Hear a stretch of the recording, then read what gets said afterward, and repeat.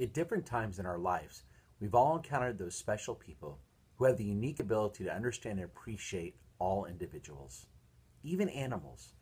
Nearly every one of our major biblical figures were shepherds. Abraham tended flocks, as did his sons and grandsons.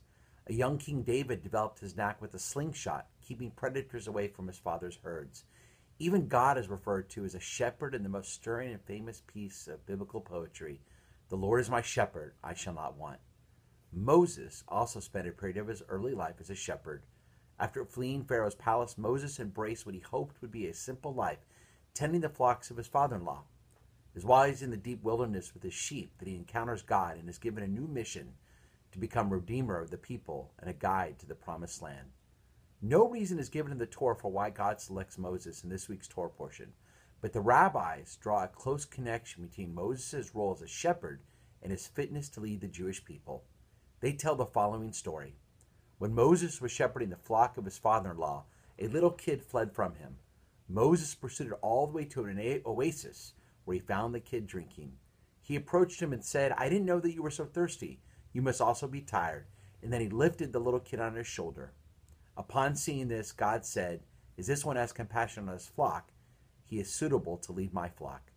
His essential gift, his qualification for leading the people, was his capacity to know everyone, to know what they needed, and make sure that no one was left behind, to take care of their needs.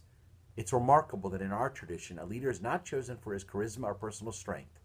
The qualification for biblical leadership is the ability to look at a mass of people and see individuals, each full of their own unique blend of dreams and desires, and to care for every single one of them.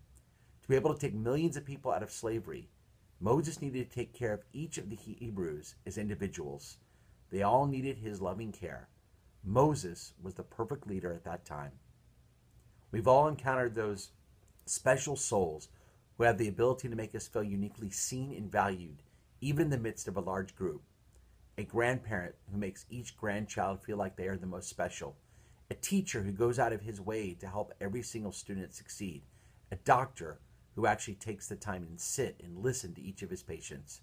In a world of big institutions and teeming crowds, we hunger to be noticed, seen, and cared for.